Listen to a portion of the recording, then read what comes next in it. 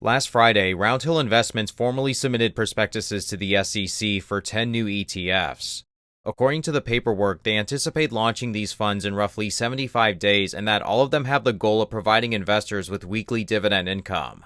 It's important to know that just because they have submitted the paperwork doesn't actually guarantee that they will follow through and launch all of these ETFs.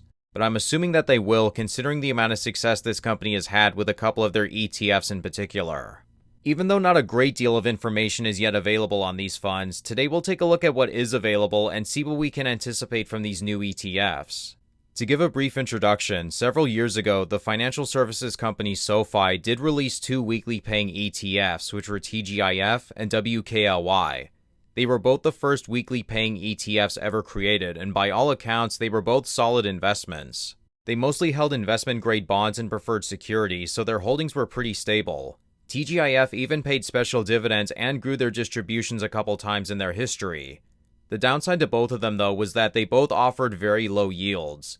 If I remember correctly, they both yield around 2 to 2.5%, which is way below what you can get from a high-yield savings account right now that's FDIC insured. So even though receiving weekly dividends was pretty novel for those who like these two ETFs, they both failed to attract a large audience. Earlier this year, SoFi liquidated both of these ETFs, and we went back to living in a world that didn't have any investments that paid weekly dividends. But then just roughly 1 month later, on March 7th of this year, a company by the name of Roundhill Investments launched two new ETFs that were committed to paying dividends on a weekly basis. Those two ETFs are XDTE, or the Roundhill S&P 500 Zero DTE Covered Call Strategy ETF, and QDTE, which is the Roundhill Innovation 100 Zero DTE Covered Call Strategy ETF. They both write synthetic covered calls on indexes, with XDTE writing on the S&P 500 and QDTE on the Nasdaq 100. Both of these funds offer exceptionally high dividend yields, which is common for these synthetic covered call funds. As of the making of this video, XDTE offers a yield of around 34.88%, and QDTE currently offers an incredible 67.4% yield. Unlike both of SoFi's weekly paying ETFs, Roundhill's ETFs have been significantly more successful due to their much higher yields. As you can probably guess though, both of SoFi's weekly paying ETFs were a lot more stable. Because they didn't rely on a covered call strategy, or in this case a synthetic covered call strategy, the weekly dividends offered by the SoFi funds were a lot more stable. Anytime you have a synthetic covered call fund, the dividends are going to vary significantly from one payment to the next. I'll touch more on this later in the video, but riding off the success of these two ETFs, Roundhill officially announced their intention to publicly list 10 more ETFs that'll pay weekly distributions. The 10 new ETFs that were just announced include the following: an Apple Weekly Covered Call ETF, an AMD Weekly Covered Call ETF, an Amazon Weekly Covered Call ETF, a Coinbase Weekly Covered Call ETF, and then basically the same for Google, Meta, Microsoft, MicroStrategy, Nvidia, and Tesla. Again, it's important to keep in mind that just because Roundhill submitted the prospectuses for all of these ETFs does not guarantee they'll actually launch them all. I have seen fund companies submit prospectuses for ETFs in the past that never actually got launched, they just seemingly changed their mind. Market conditions can be a factor in this decision. It could be something just started going on, like a major downturn in the crypto startup space, and so a company might not want to launch a new crypto startup ETF if they don't think it can accumulate enough assets under management for it to be a profitable fund. But I wouldn't be surprised if they actually do follow through with launching all of these new ETFs due to XDTE and QDTE becoming very popular. At the time, we currently don't know what their expense ratios will be, but if we look at their other covered call ETFs, we can estimate that they'll likely be around 1% or so. After seeing this list, you might be reminded of another lineup of ETFs that are currently being offered by another company. These funds look and sound very familiar to the YieldMax ETFs. Those ETFs also use a synthetic covered call strategy on their underlying holdings. It's likely that Roundhill in this case is going to go after YieldMax given how successful their ETFs have become.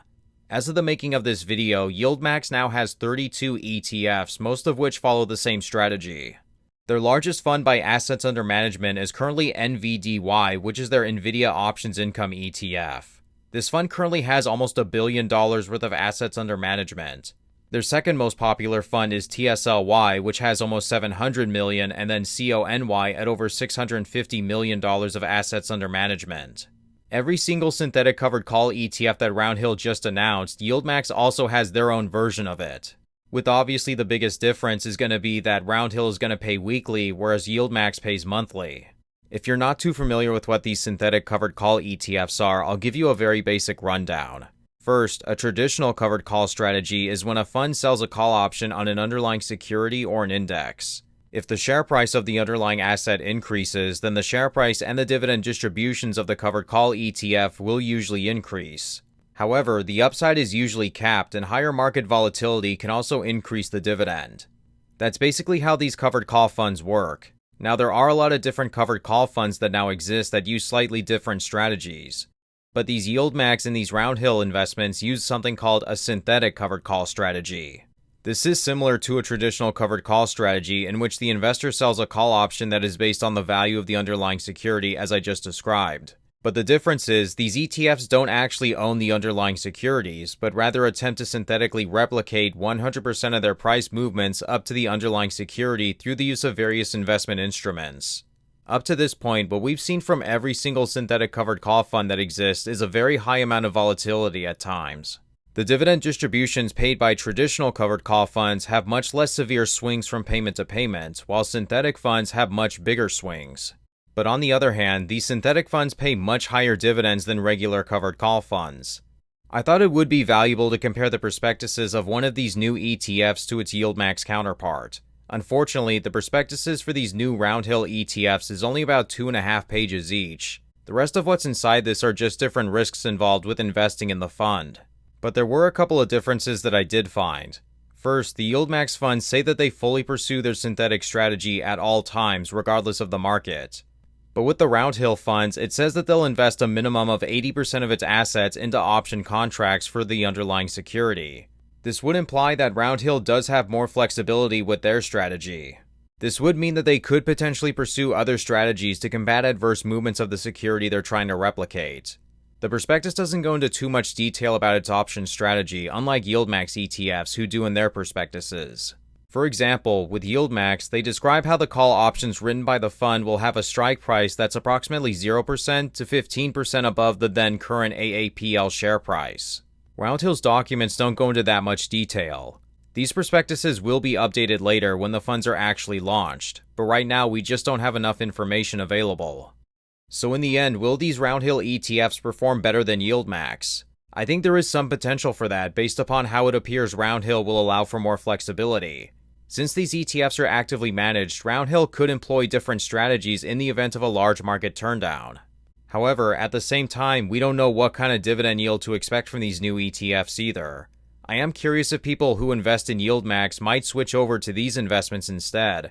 Even if they do offer a lower yield, that might still convince people who love YieldMax to make the switch, because I'm sure plenty of people will prefer to be paid weekly as opposed to monthly. For me personally, I don't have any plans to hold any of these new ETFs. In terms of synthetic funds, the only ones that I would consider holding right now would be XDTE and QDTE for their diversification. Every other synthetic fund that currently exists as of the making of this video doesn't offer enough diversification in my opinion. Despite all 10 of these new investments being ETFs, they aren't diversified holdings. Plus, given how much their dividends swing from month to month, or week to week I guess now, it makes it impossible to budget a retirement around these kind of distributions. I can see how they can be good considerations if you're not planning on relying on them for your retirement income, or if you're just speculating, but that's about it in my opinion. And with that being said, that's going to conclude today's video. If you'd like to connect and also see what's inside my own personal dividend portfolio, then feel free to check me out over on our Patreon, where you'll receive updates and be able to talk to me and other higher yielding dividend and income investors. But with that being said, thank you all so much for watching today's video, and until next time, take care.